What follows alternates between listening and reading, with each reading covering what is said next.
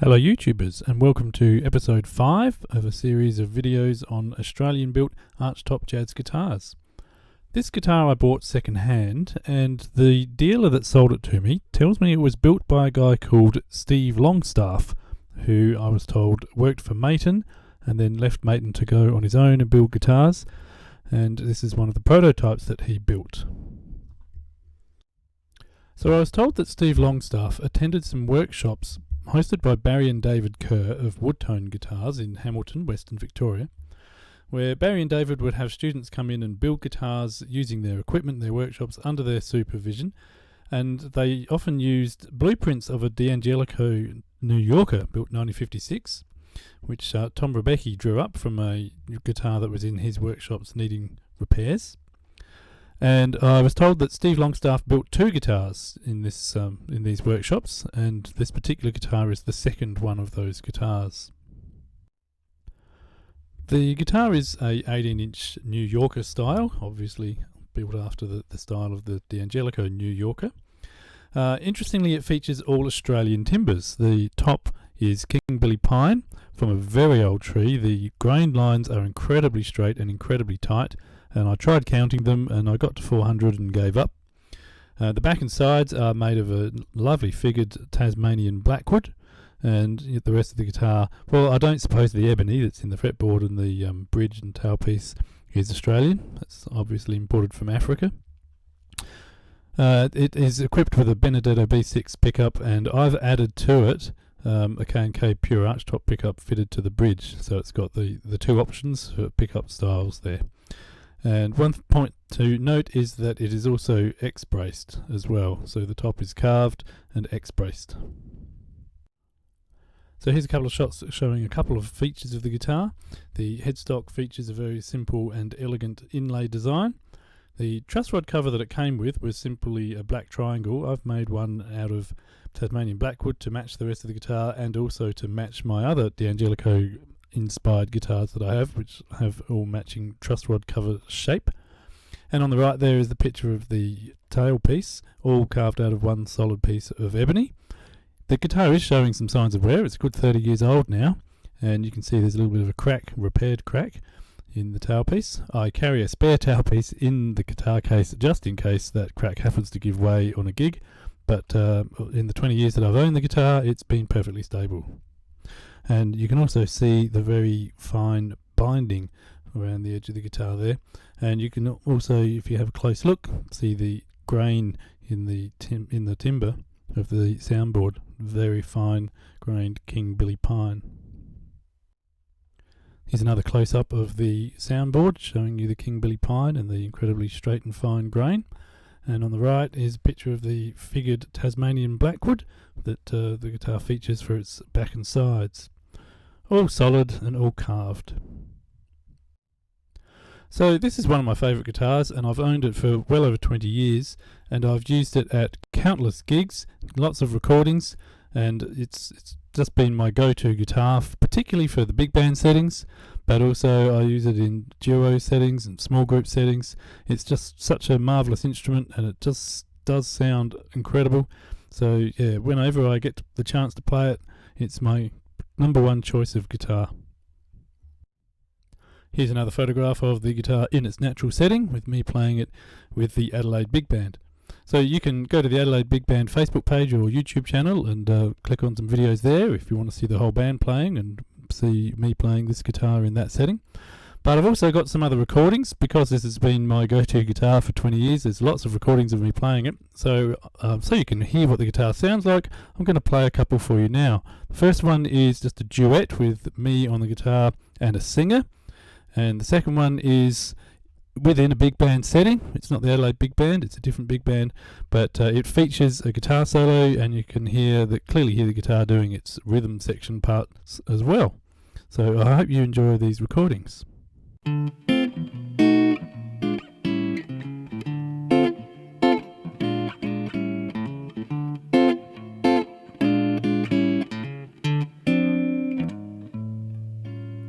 have any money, 1922. You let other women make a fool of you. Why don't you do right like some other men do?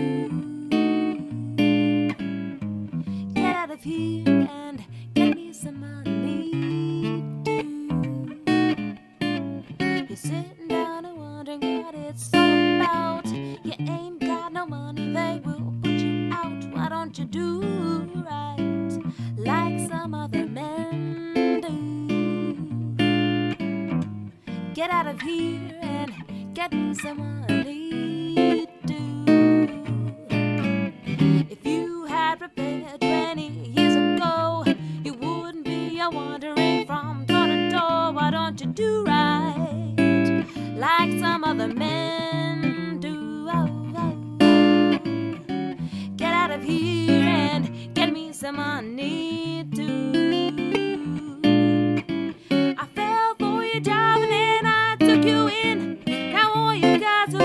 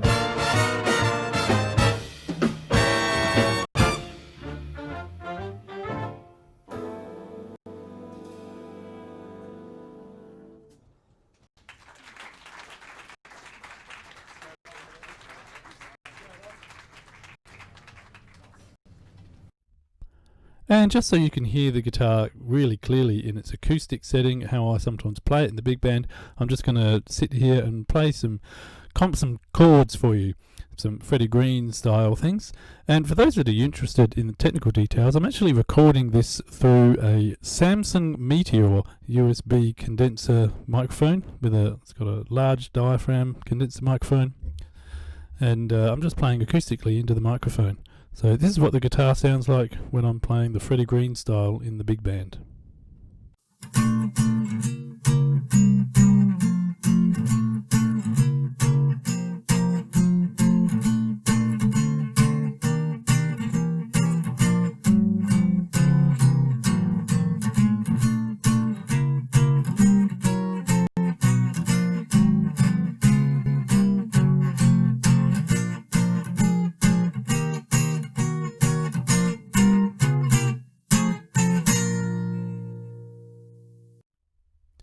So I hope you enjoyed that. It really is an incredible guitar, this one. So yeah, thanks for watching, and if you liked it, hit like and subscribe, and please comment below. I'd love to hear your opinions on this guitar. So yeah, great guitar, this one. Thanks for watching.